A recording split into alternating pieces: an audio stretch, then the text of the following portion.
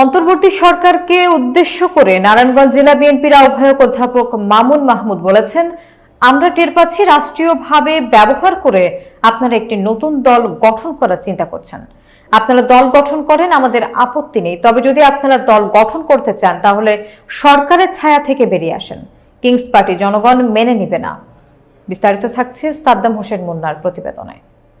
শুক্রবার 7 ফেব্রুয়ারি বিকেলে সিদ্ধিরগঞ্জ থানা বিএনপির উদ্যোগে গোধনাইল 2 নম্বর ঢাকেশ্বর ইব্রাহিম টেক্সটাইল মিলস বালুর মাঠে জেলা বিএনপির আহ্বায়ক অধ্যাপক মামুন মাহমুদকে গণসংবর্ধনা অনুষ্ঠানে প্রধান অতিথির বক্তব্যে তিনি এসব কথা বলেন।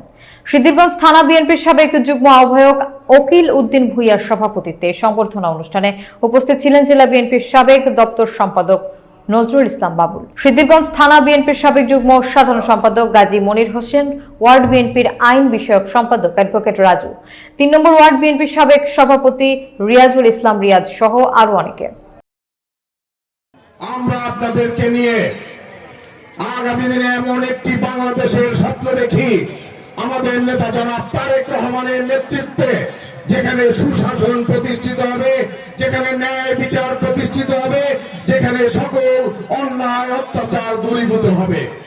যদি আপনাদের ভালোবাসা নিয়ে, আপনাদের ভোটে বাংলাদেশ জাতীয়তাবাদী দল জাতীয় সংসদে সংখ্যাগরিষ্ঠ আসন পায়, জাতীয় সংসদে যদি আমরা যেতে পারি, আমরা যদি সংখ্যাগরিষ্ঠতা নিয়ে যেতে পারি, আমরা যদি আমাদের নেতা জনাব তারেক রহমানকে প্রধানমন্ত্রী বানাতে পারি, তাহলে আমরা রাষ্ট্র ক্ষমতায় গিয়ে, আমরা শাসন ব্যবস্থায় গিয়ে আমরা কি কি করব জনগণের জন্য, সেটাই হলো 31 দফা রাষ্ট্র নির্মাণের জন্য যে স্বপ্ন আমাদের নেতা আপনাদেরকে দেখিয়েছে, সেই স্বপ্ন বাস্তবায়নে আমরা আপনাদেরকে সঙ্গে নিয়ে কাজ করব ইনশাআল্লাহ।